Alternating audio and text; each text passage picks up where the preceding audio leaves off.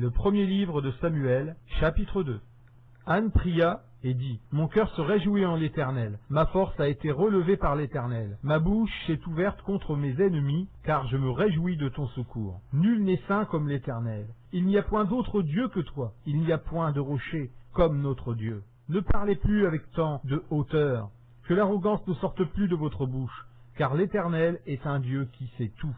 Et par lui sont pesées toutes les actions. L'arc des puissants est brisé, et les faibles ont la force pour ceinture. Ceux qui étaient rassasiés se louent pour du pain, et ceux qui étaient affamés se reposent. Même la stérile enfante cette fois, et celle qui avait beaucoup d'enfants est flétrie. L'Éternel fait mourir, et il fait vivre. Il fait descendre au séjour des morts, et il en fait remonter. L'Éternel appauvrit, et il enrichit. Il abaisse et il élève. De la poussière il retire le pauvre.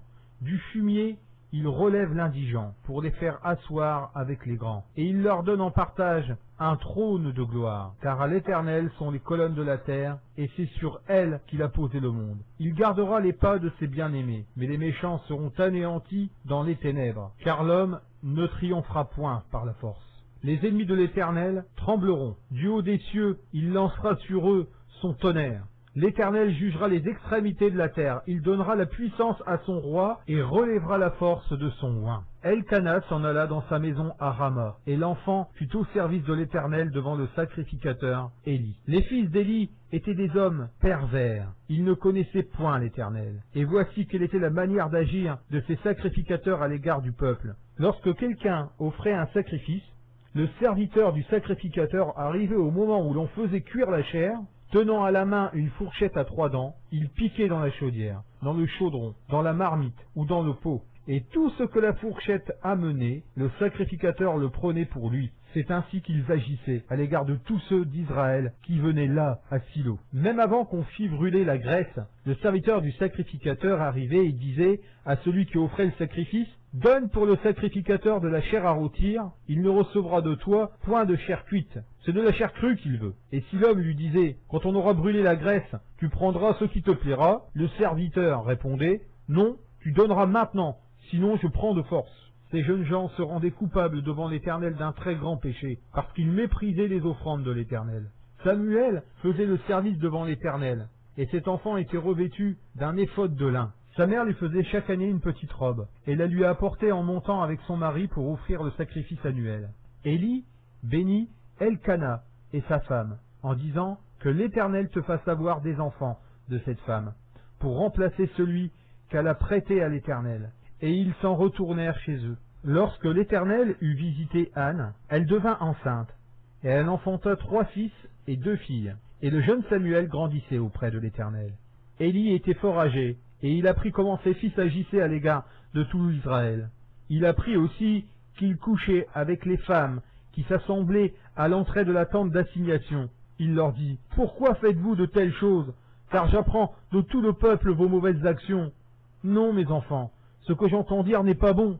Vous faites pécher le peuple de l'Éternel. Si un homme pêche contre un autre homme, Dieu le jugera. Mais s'il pêche contre l'Éternel, qui intercédera pour lui? » Et ils n'écoutèrent point la voix de leur père, car l'Éternel voulait les faire mourir. Le jeune Samuel continuait à grandir, et il était agréable à l'Éternel et aux hommes. Un homme de Dieu vint auprès d'Élie et lui dit, « Ainsi parle l'Éternel.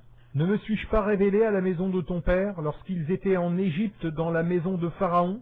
Je l'ai choisi parmi toutes les tribus d'Israël pour être à mon service, dans le sacerdoce, pour monter à mon autel, pour brûler le parfum, pour porter les fautes devant moi. Et j'ai donné à la maison de ton père tous les sacrifices consumés par le feu et offerts par les enfants d'Israël. Pourquoi foulez-vous aux pieds les sacrifices et mes offrandes que j'ai ordonné de faire dans ma demeure? Et d'où viens-tu que tu honores tes fils plus que moi, afin de vous engraisser des prémices de toutes les offrandes d'Israël, mon peuple? C'est pourquoi voici ce que dit l'Éternel, le Dieu d'Israël. J'avais déclaré que ta maison et la maison de ton père marcheraient devant moi à perpétuité. Et maintenant, dit l'Éternel, loin de moi, car j'honorerai celui qui m'honore, mais ceux qui me méprisent seront méprisés. Voici le temps arrive où je retrancherai ton bras et le bras de la maison de ton père, en sorte qu'il n'y aura plus de vieillard dans ta maison. Tu verras un adversaire dans ma demeure tandis qu'Israël sera comblé de biens par l'Éternel, et il n'y aura plus jamais de vieillard dans ta maison. Je laisserai subsister auprès de mon autel l'un des tiens, afin de consumer tes yeux et d'attrister ton âme. Mais tous ceux de ta maison mourront dans la force de l'âge. Et tu auras pour signe ce qui arrivera à tes deux fils, Ophni et Phiné. Ils mourront tous les deux le même jour. Je m'établirai un sacrificateur fidèle, qui agira selon mon cœur et selon mon âme. Je lui bâtirai une maison stable, et il marchera toujours devant mon oint. Et quiconque restera de ta maison viendra se prosterner devant lui, pour avoir une pièce d'argent et un morceau de pain, et dira, « Attache-moi, je te prie, à l'une des fonctions du sacerdoce, afin que j'aie un morceau de pain à manger. »